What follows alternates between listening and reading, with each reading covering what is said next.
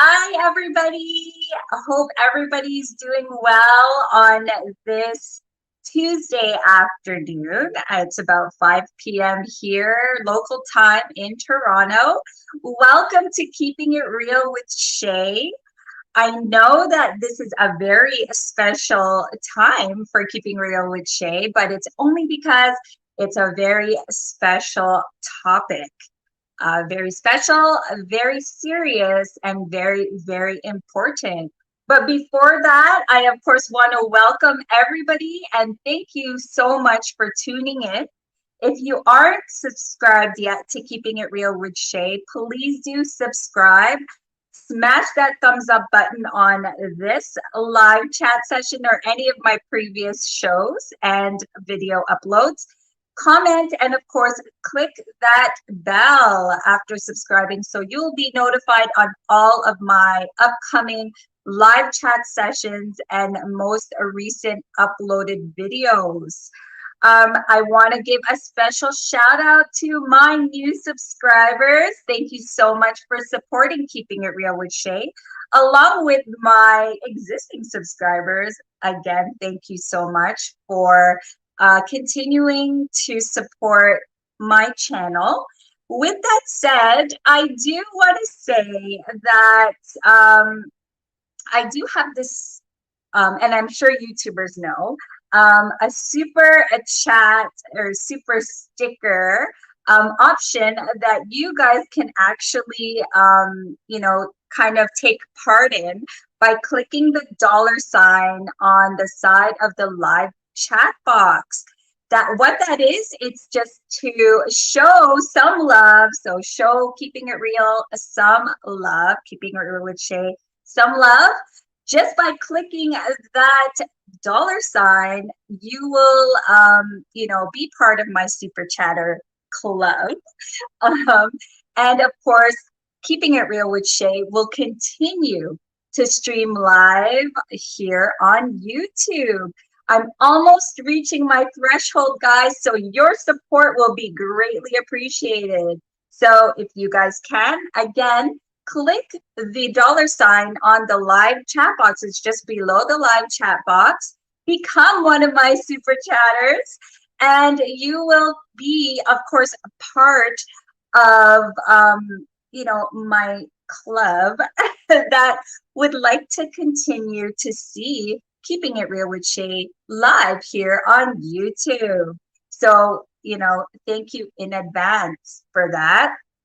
And of course, belated happy Mother's Day to all of the mothers here on YouTube. And of course, all of the mothers around the world. Thank you so much for everything you do day in and day out. You are greatly appreciated. Special shout out right now. I see GC Lifestyle. Hello, Auntie Wang in Miami. Thank you so much for tuning in. And of course, my cousin Nikki D'Ocampo. Hello. So I also want to promote, actually, this Friday, I will be having, our regular live chat session here on Keeping It Real with Shay. And this is to wrap up Mental Health Awareness Week. Although it's Mental Health Awareness Week in the US, I felt that it is such an important topic that I wanted to really spread awareness this week on mental health. So, of course, I will be having another live chat session this Friday at 8 p.m. Eastern Standard Time here on Keeping It Real with Shay with Nikki D'Ocampo. So stay tuned for that. So I don't have any other announcements, I guess, to make, but do stick around, guys, because this is a very important show tonight.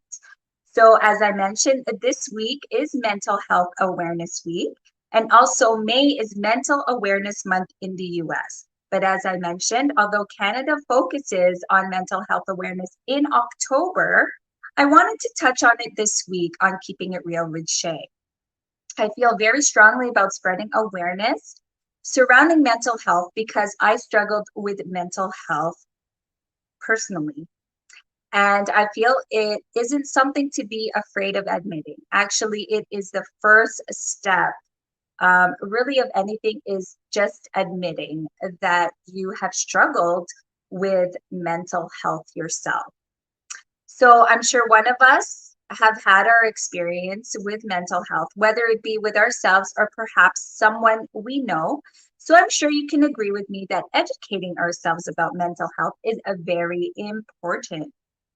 And just some information here, guys. According to children's.com, 1 in 5 children experience a mental health disorder, and half don't receive the treatment they need.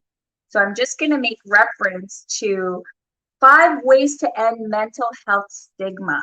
Okay, so what are 5 ways we can end this mental health stigma? Well, number 1 is educate yourself and your children about mental health. Okay, share real life examples of people with mental health disorders.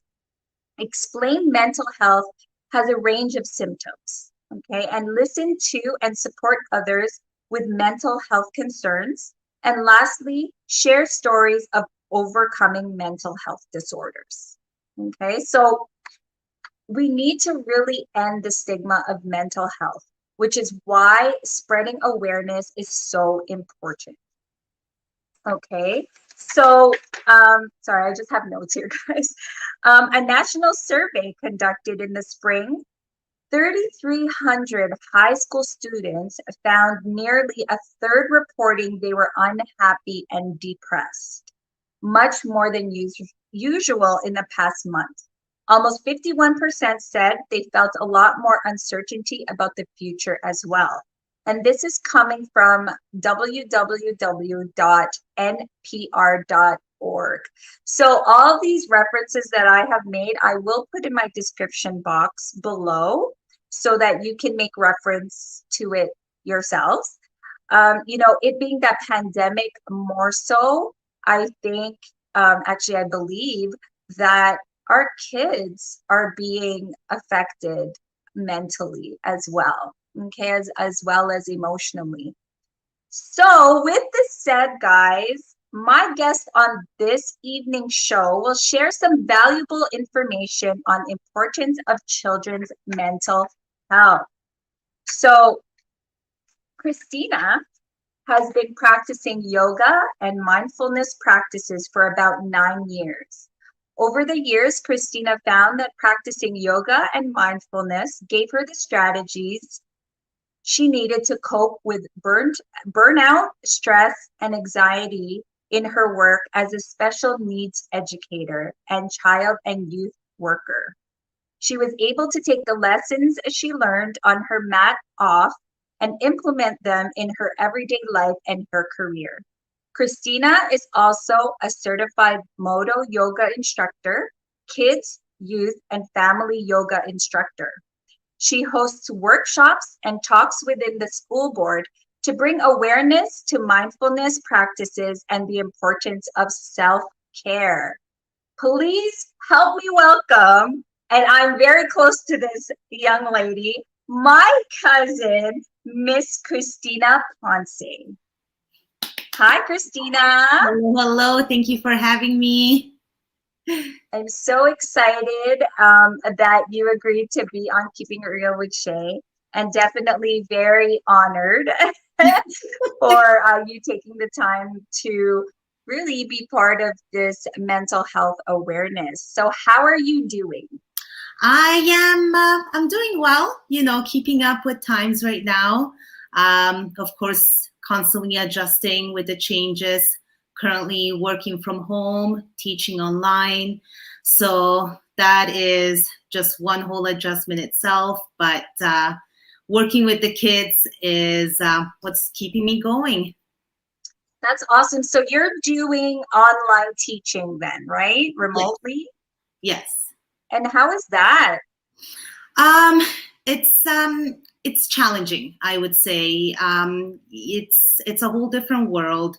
You can really see the kids are struggling, not only academically, but socially. I mean, they don't have the opportunity to socialize with their friends outside, being physically active. I mean, I do hear them talk about meeting on Roblox or Minecraft. So they are keeping in touch. They are making that effort. But yeah, the social aspect is very important. However, also academically, I mean, there's only so much that we can support them with. Very limited access to a lot of things, even just paper, pen, and things that we can do for art is definitely a huge struggle for them too if they don't have access to it.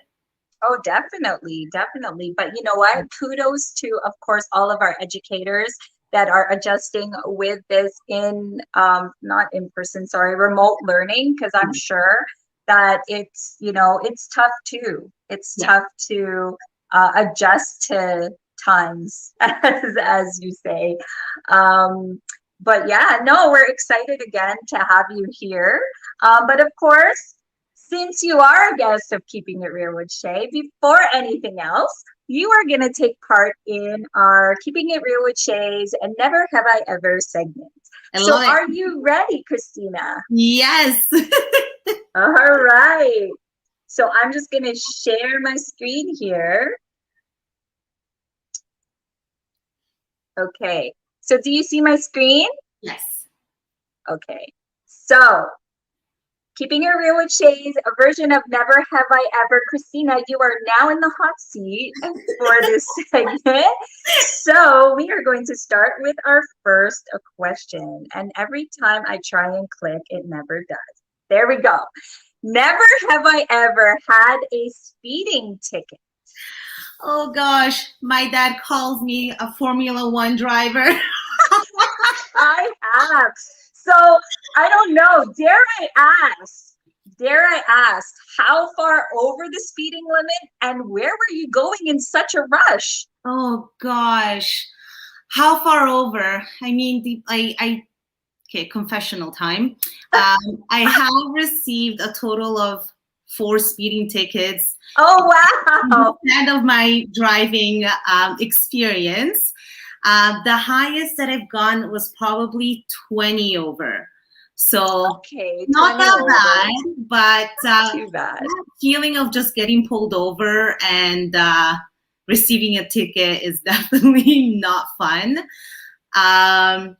But yeah, where was I going? I was going to work because, you know, it's always a struggle getting to work on time. It's true. It's so true. Well, thank you for sharing that. No problem. Oh gosh. Next, never have I ever peed in my pants as an adult. Oh gosh, as an adult, I'm gonna have to say I have never. Okay, that's good. I was gonna say, okay. Well, that's good. I'm glad. Okay, next. Never have I ever given a fake name. Oh gosh, multiple times. You have? For what reason? I mean, you know, back in the days when you go out clubbing with your girlfriends or you try to grab a drink and you start to mingle with some people and there might be some people that you don't really want to connect with and you don't want to share your personal information. And that's why I just come up with a name like Cecilia or Samantha. Cecilia, I love that. Good one, Christina. Good one. Thank you. All right. Never have I ever stood someone up on a date. Oh, I have. You have, Christina. I know. Oh my gosh. Why? I can't these things to my older cousin.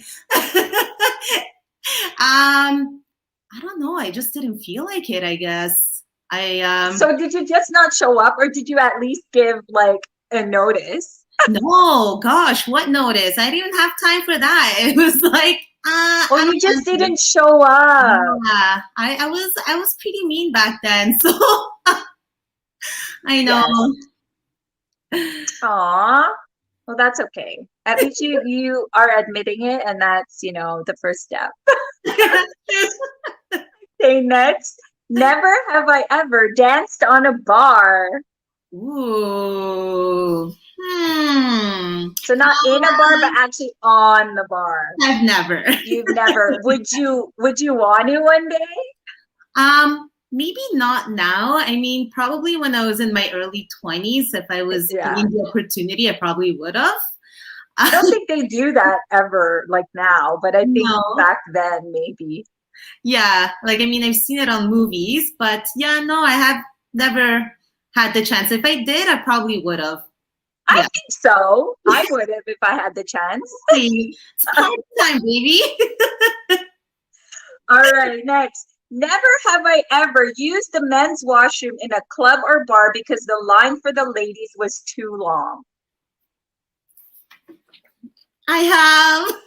You have? I have too. And you know what? They're a lot cleaner than the women's washroom most of the time. Yeah, it's true. Yeah. It's actually really true.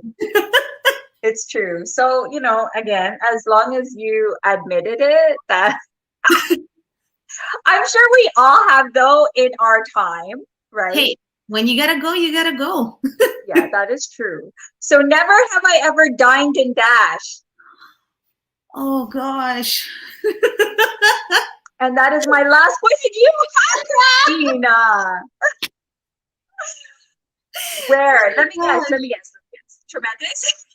Oh, that would have been a good one, but I really like Tremendous, so I didn't want to have a bad report with them. Oh, so it was at a restaurant that you didn't like? No, the service. I think it was just, I didn't even have the choice because all of my friends decided to just up and leave, and I just didn't want to be the only one that had to take care of the bill. So I'm like, okay, I'm just gonna go with it and just see what's gonna happen, and we got away with it. I mean, we were really young. Now you got me reflecting on the decisions that I've been making as I've been growing up. But you know what? This adds to life experiences that you will share later with your own kids someday, right? So, wow, you dined and dashed. With me, I forget what happened. I think it was at Tremendous. And my, you know, when you change your bank card for some reason. So I changed my bank card and it wasn't working for some reason, right? It wasn't declined. It was just saying can't like transact or something. So the guy said, "Oh, it's okay. You can come back tomorrow." And I was like, "Okay." So I dined and dashed. I didn't go back. Yeah, no, that's true. That is totally. You know, we were young then. Oh my gosh. Yeah, oh my gosh. My restaurant. Well, that concludes our Never Have I Ever version here on Keeping It Real with Shay. So thank you so much. I love doing that just because it's an icebreaker with my guests, but it's so fun, right? It's so fun. Before we get down to the interview, I do want to give a shout out to our cousins. Of course, Nikki's watching. Miss Almaze. Hi, Miss Almaze. Very, very nice. Thank you so much. And of course, for everybody that is watching, again, thank you so much for tuning in. I just want to remind you guys to, you know, support Keeping It Real with Shay. There is an option for you guys to click the $sign at the bottom of the live chat box and become a super chatter, become part of my super chatter club. And let's continue to keeping it real with Shay here live on YouTube. So thank you, of course, in advance. And of course, thank you so much for subscribing to those that have subscribed and the new subscribers. Please do subscribe so you'll be up to date on all of the upcoming live chat sessions and of course most recent uploaded videos. Okay, so you know, Christina, this topic, as you know, is very, you know, is a very important topic and one that we both feel very strongly about. Yes. And you know, I'm very fortunate enough to have, you know, you and Nikki that are both very I guess versed in mindfulness and really, you know, mindfulness and wellness really. And this is particular, this topic in particular hits home for me only because I've struggled with mental health issues.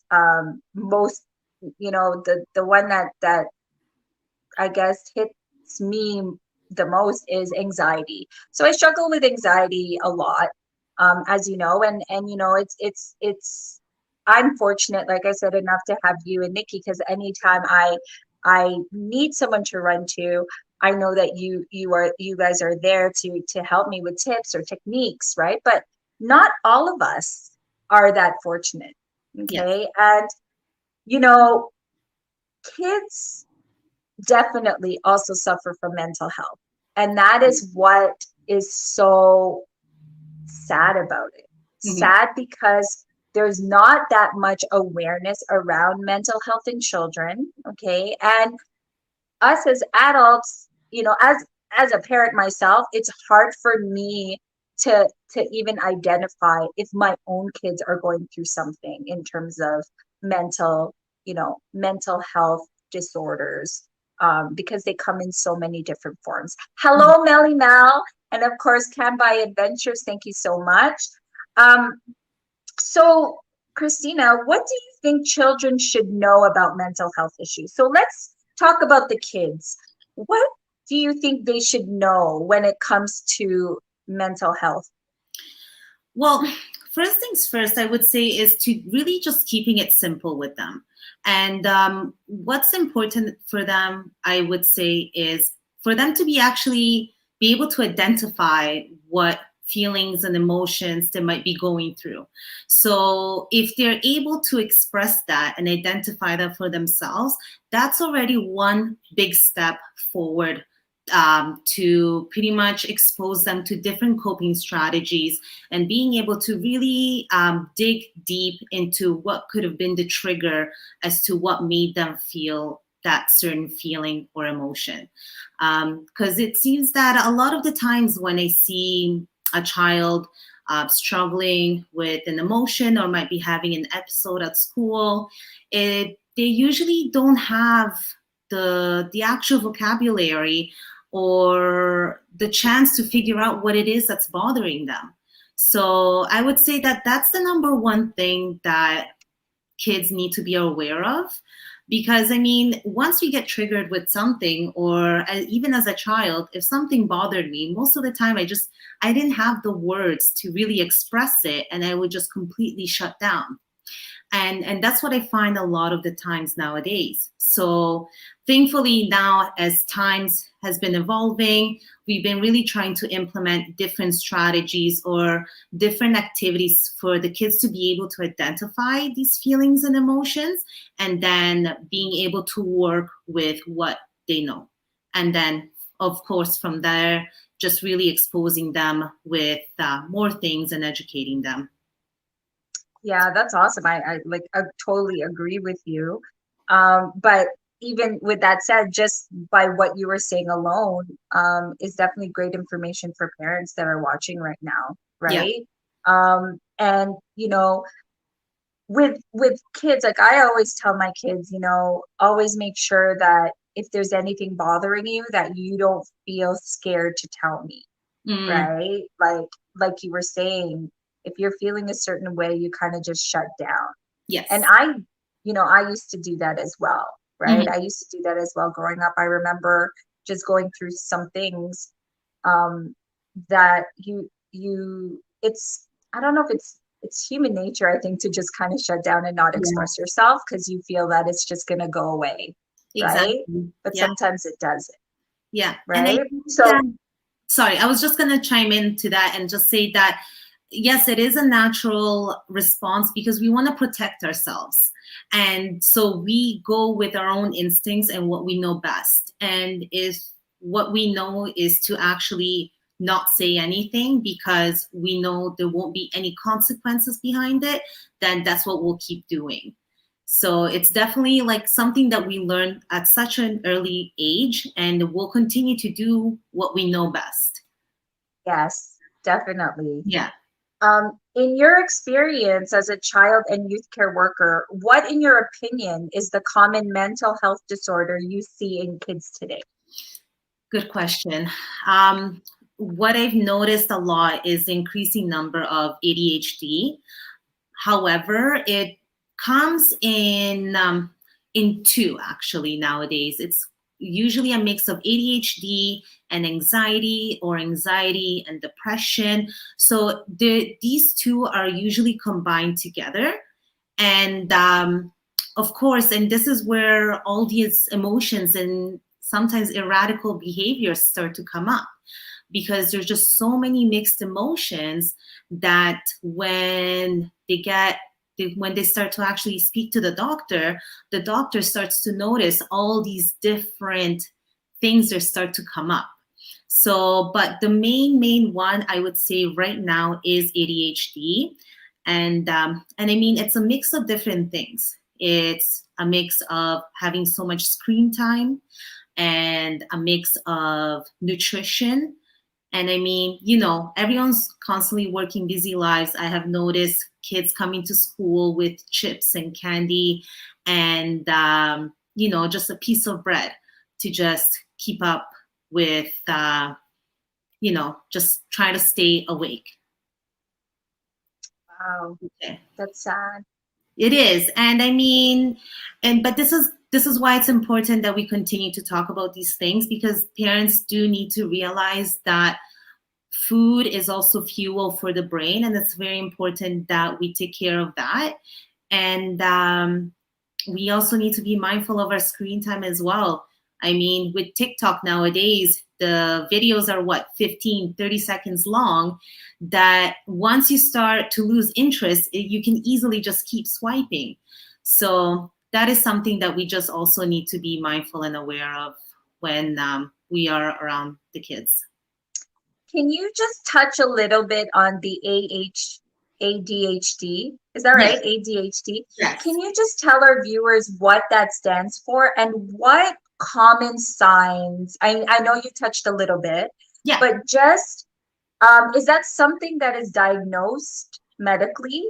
Yes. And if there is a parent that doesn't know if their kid has ADHD, I keep getting the letters mixed up. What can they do to to I guess, number one, what are the signs? And number two, to actually get their kids diagnosed? Great question. So ADHD stands for Attention Deficit Hyperactive Disorder. And I would say one of the main things is try to have a conversation with the child. If you can actually just sit there and listen to the child for 3 minutes straight and notice if they're jumping from topic to topic, or if they're fidgety, they're constantly just trying to grab something, or if they suddenly just get up and walk away, this is something that they just need to start noticing and maybe addressing. And I mean, even at an early age, it is pretty tricky because the kids are just growing up. And I mean, sometimes the attention span is pretty short, but it is important to just start noticing and getting feedback from teachers. So a lot of the things that we do see in school is a lot of children with ADHD have a harder time sitting down for a longer period of time. They constantly need to have some fidget toys or something to keep their hands busy. Their eyes are constantly wandering around as a lesson is going on. And for most times, they usually need that extra support academically. And what's another thing that I would say is also just really keeping attention on their academic work to see if they are understanding what's going on and how long can they actually stay focused in completing an activity. Okay. Those are great tips, because you know what? Not a lot of people as well know ADHD, and some just think their kids are hyper. Yeah. Right?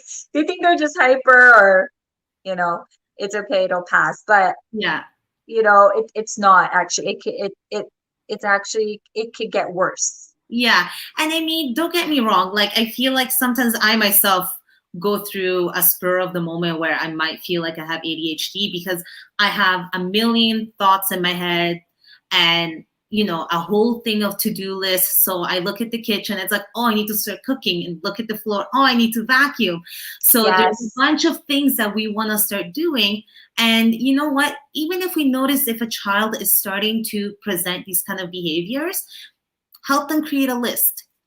Just create that checklist and say, okay, first, let's tackle these first three things. Clean up your toys, wash your hands, and help set up the table to see if they can actually complete these three tasks. If they're having a harder time, then break it down to the one task and see how long it takes them or how many times you have to prompt them to remind them, remember, you got to clean your toys. Remember, you got to clean your toys. So these are the little Yeah. things to just keep an eye on. Awesome. Well, thank you for that. I know we kind of went a little bit off topic, but it's still kind of within the same Exactly. kind of realm of mental health. We have a question from Melly Mel, our cousin Melly Mel. How do you encourage your kid if they have low self-confidence? Oh, awesome question. It is a very tricky one, I would say, because, it really sometimes I find it's not good. She says, sometimes I find that he's not good at something. He says, I can never do anything right. And I always say, you have to keep practicing, but I find he needs more encouragement. What kind of tips can you give? So I guess it is the self-confidence. Yes. Yeah. And you know what?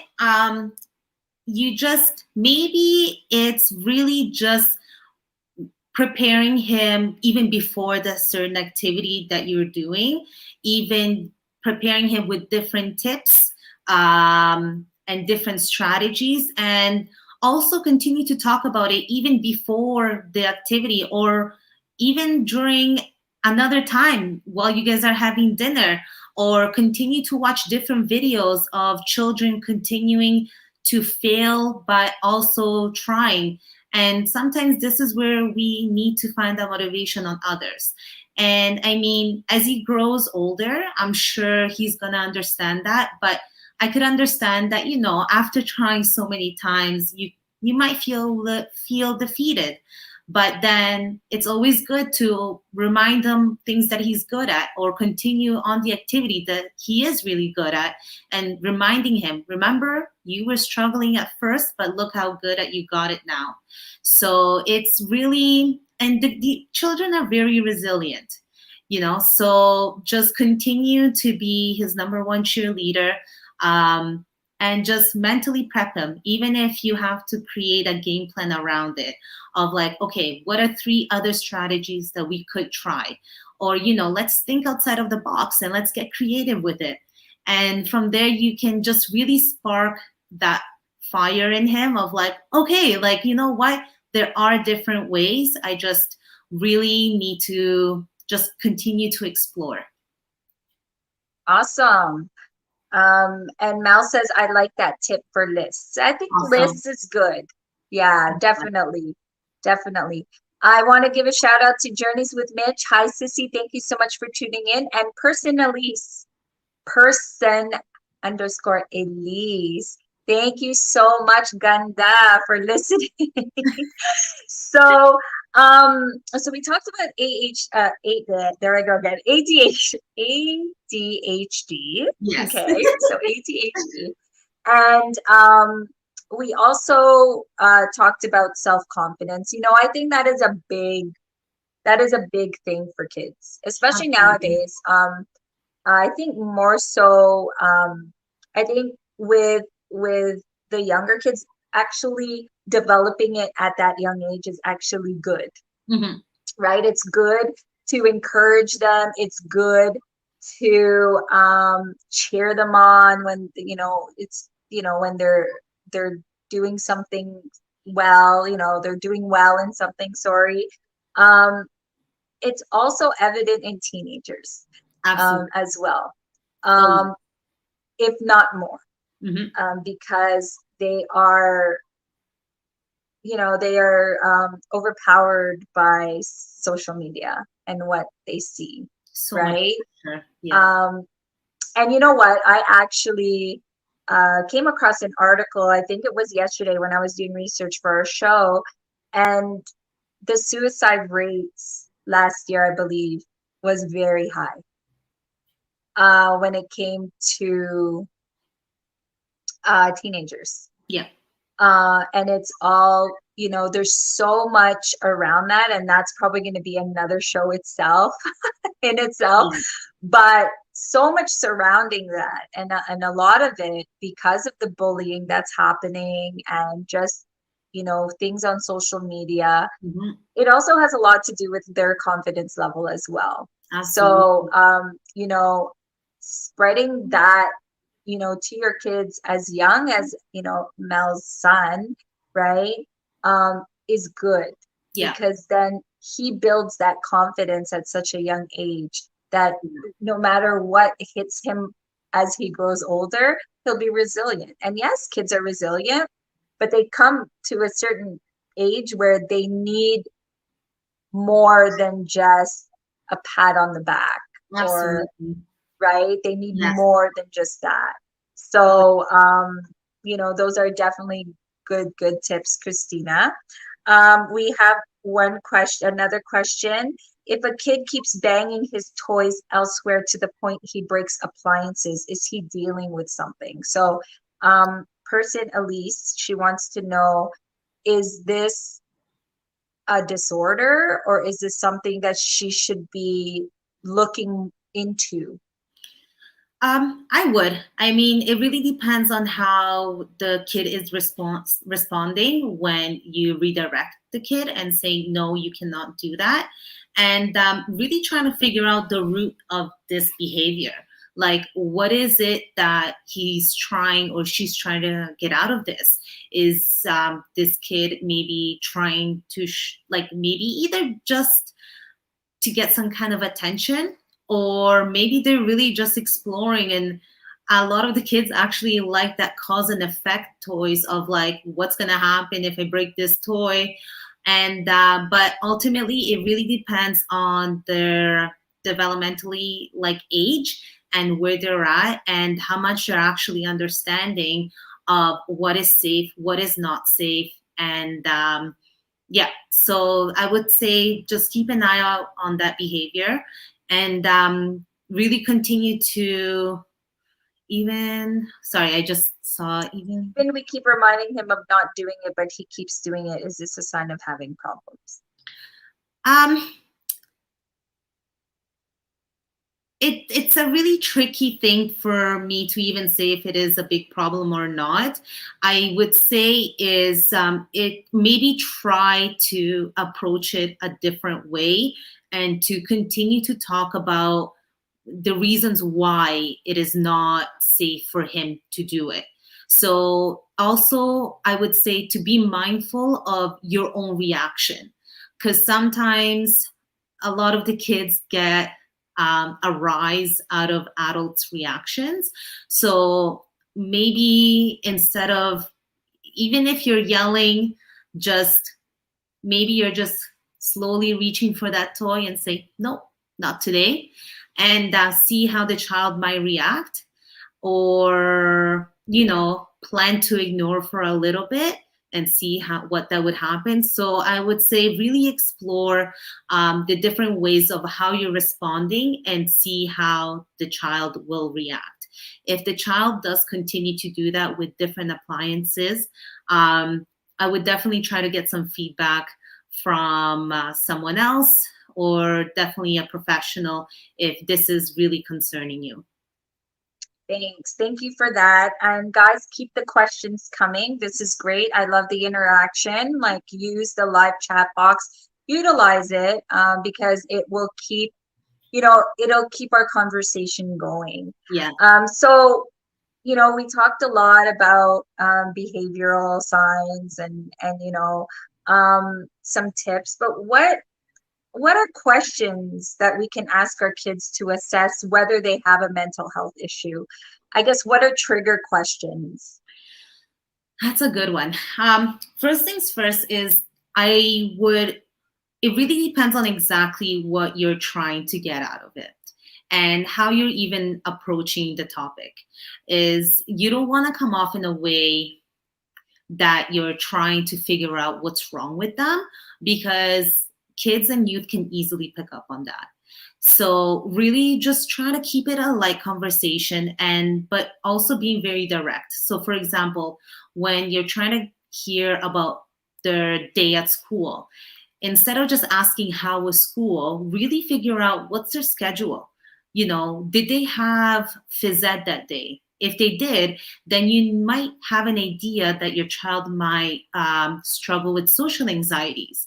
So you would follow up on, how was gym today? Did you get to participate in any of the activities? And from there, you're really giving the child the chance to give you that specific answer of that specific time, rather than just keeping these questions very broad. If you notice, maybe if your child is having anxiety, so you might ask them, is there anything that's worrying you? Or is there something that's bothering you before you go to sleep at night? Or how was your sleep? Did you fall asleep right away? Or was there thoughts that was keeping you up? So these are some things that will also maybe help the kid realize that it's like, oh gosh, these are thoughts that I've been going around with and I didn't even realize. So a lot of prompt questions to just get them going. But again, keep it light. I mean, these are conversations that you want to keep having on a daily basis or weekly basis to do that mental health check-in. It's not that spur of the moment of like, oh gosh, I think there's something wrong with him. Let me just check in now. No, it's always an ongoing conversation. And I would say if you really are trying to figure out if your child might be going through some mental health issues, then that's when you identify the actual behavior or the actual pattern that they're showing and saying, hey, like I have noticed that you are not engaging with the family, or you've been avoiding talking to your friends, and really making it with the I statements, because you don't want to point fingers and say, you have not been doing this, because then again, that's bringing their self-confidence down, and you're really telling them there's something wrong with you.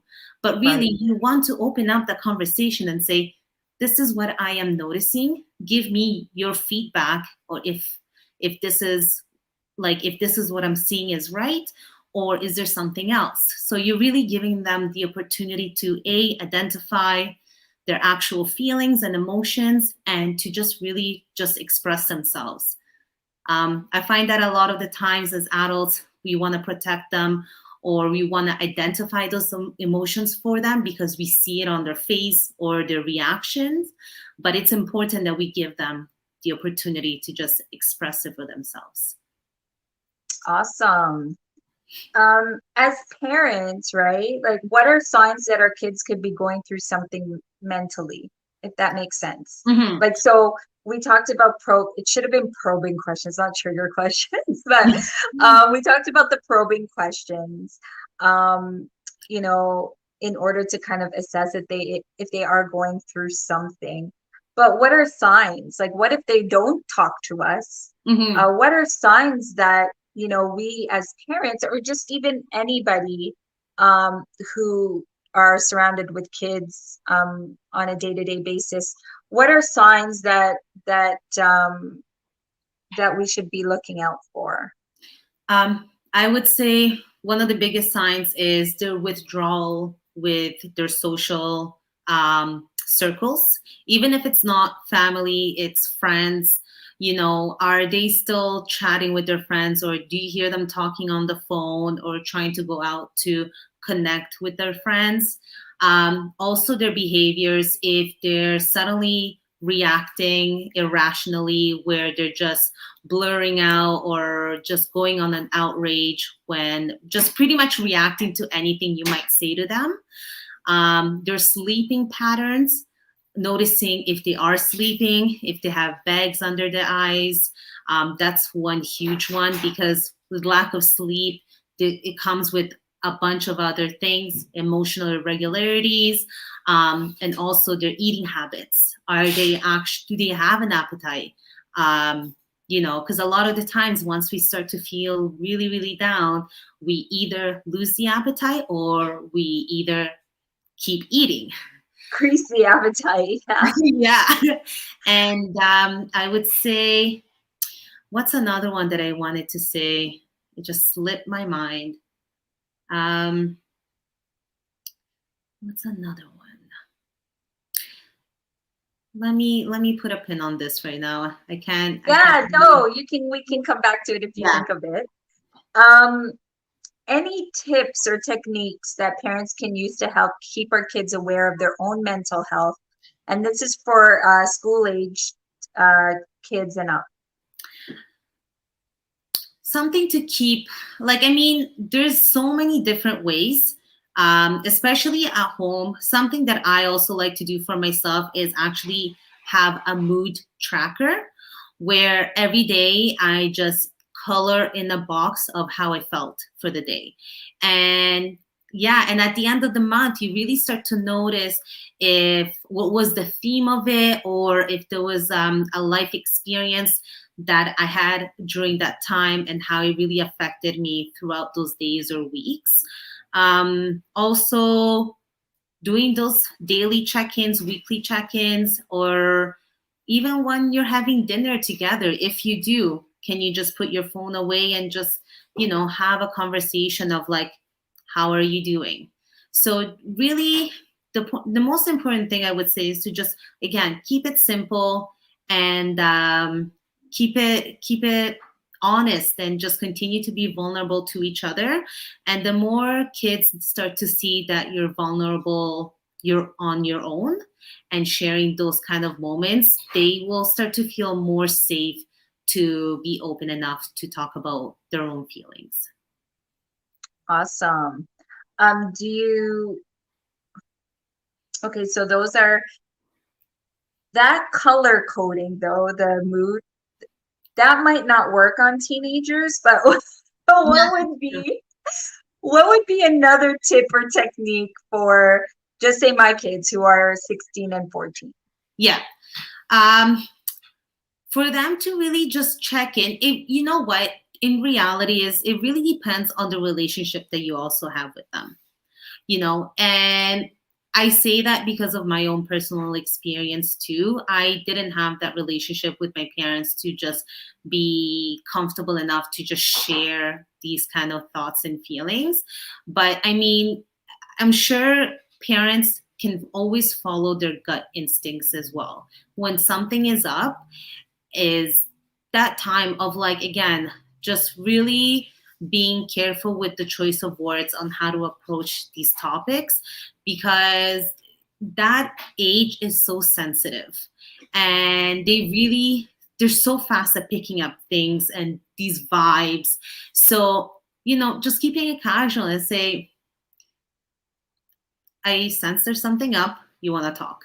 If not, no problem. You have phone numbers that are available for you. I hope that you can speak to someone, but really just keeping things open and light, because a lot of the times I find that children are afraid because they might get consequence for how they might feel and how they might express themselves, and really depending on their household. So I wouldn't say there's an actual special recipe on how to ask certain questions, because it ultimately depends on the relationship that you have with your child. And I mean, there's so many ways on approaching it. And I mean, even for my students, I just go up to them and just say, talk to me. And even by just saying that sentence, it just gives them that opportunity. It's like, okay, she's ready to listen. And sometimes that's all we want. We just want to be heard, and without any advice or feedback, we just want to let it out. So even if it's something as simple as saying, talk to me, sometimes people will say, okay, I'll tell you what's up. So once again, just keep it open, keep it light, just continue to tell them that you love them and address it when you think you're concerned, and just say, I noticed that something's up. I just wanted to let you know that I'm here, but no pressure. I understand. And in time, they will appreciate it. And also having resources available for them.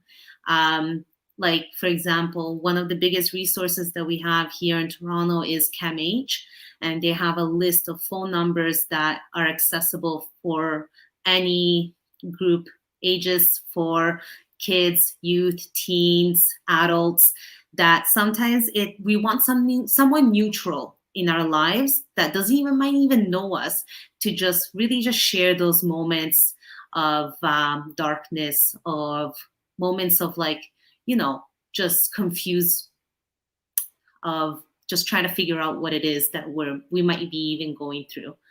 So yeah.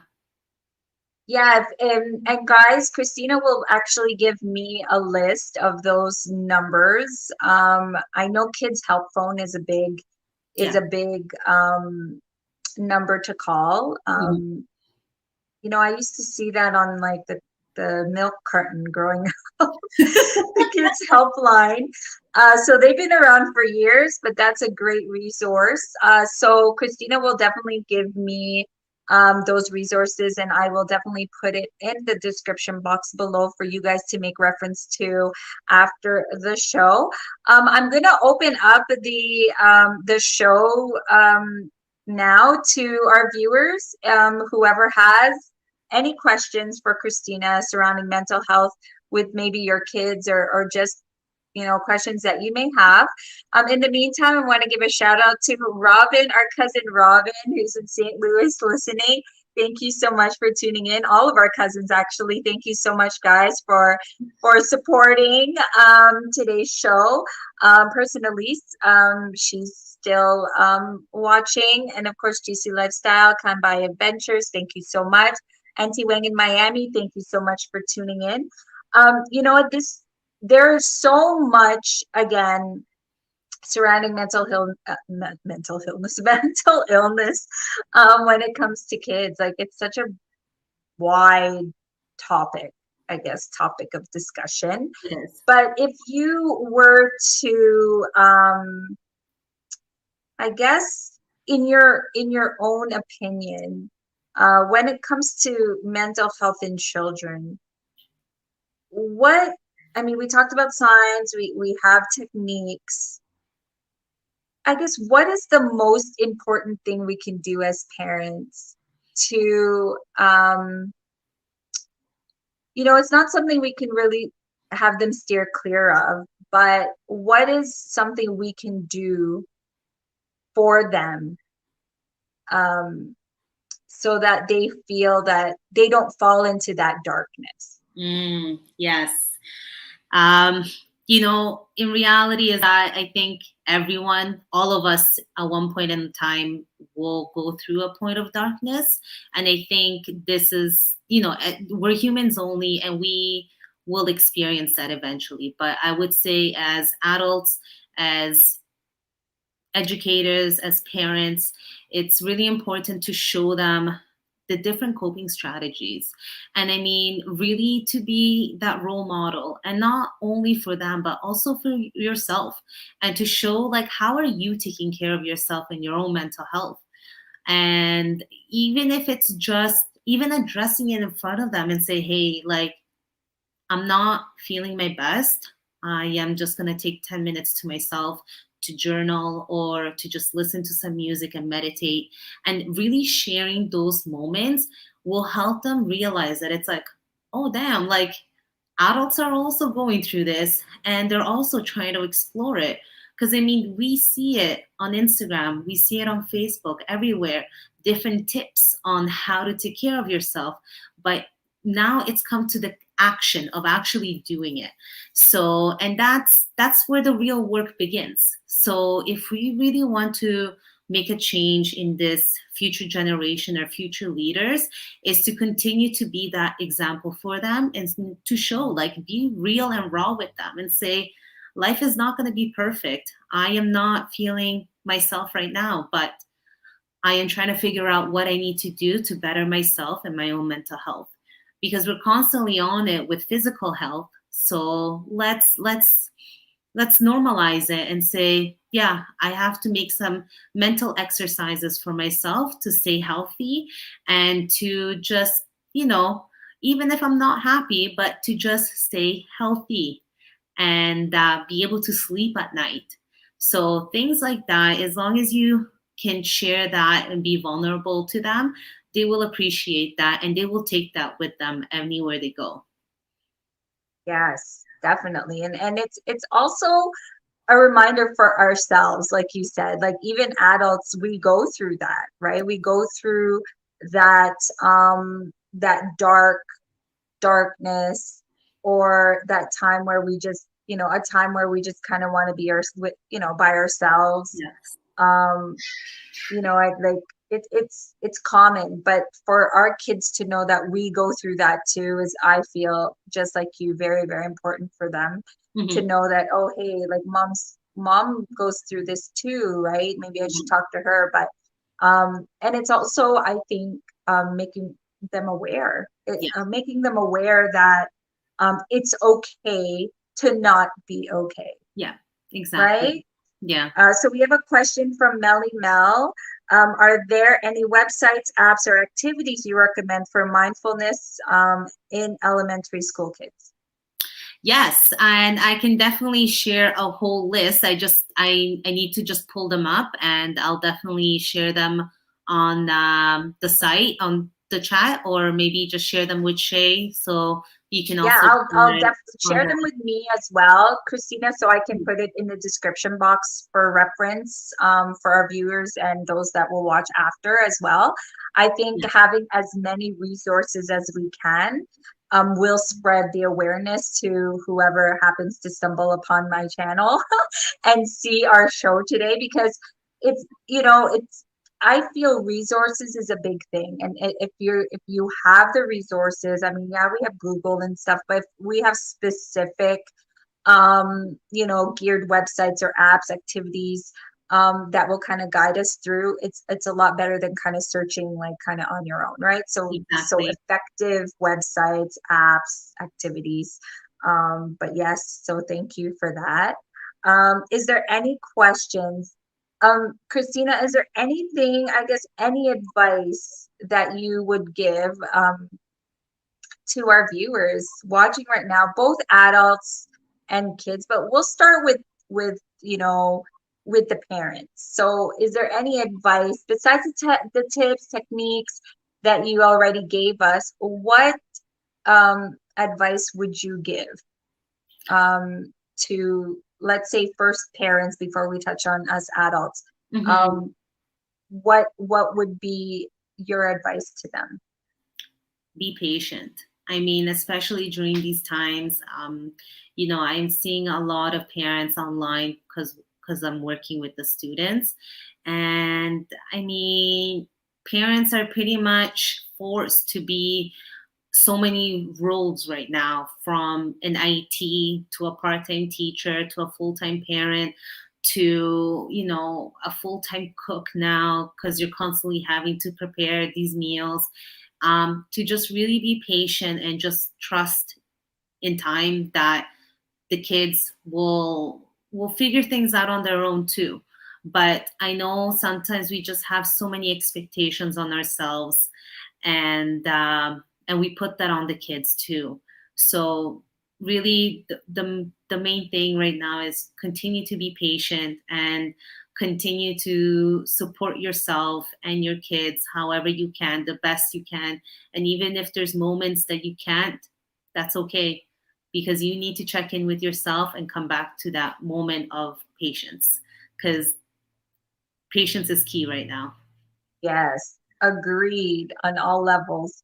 Now, for adults, what would be your advice? I mean, for us adults who, you know, could potentially be suffering from mental illness disorder, or even if we're just feeling that we're coming into that darkness, Mhm. or what advice can you give? Keeping it simple, I would say feel it and then let it out, however you need to do that. Because by feeling it, it's you really starting, you first start to notice what the trigger is, and you just do some work with it. And just by noticing how it's impacting your daily lifestyle, how it's impacting the way you communicate with your loved ones or the ones at work. And once you start to really notice those things, then that's when you start to realize, is this how I want to continue? Or can I just figure out a way to work with this and come back to myself? So when I say by letting it out is with either talking to someone, again, maybe talking to someone neutral that you might not know, or journal it out, or physically let it out by going out for a walk or work out. So these are some of the things that you really need to take notice, but it always starts with us first feeling it out and noticing what's going on, and then that's when we start to do the work.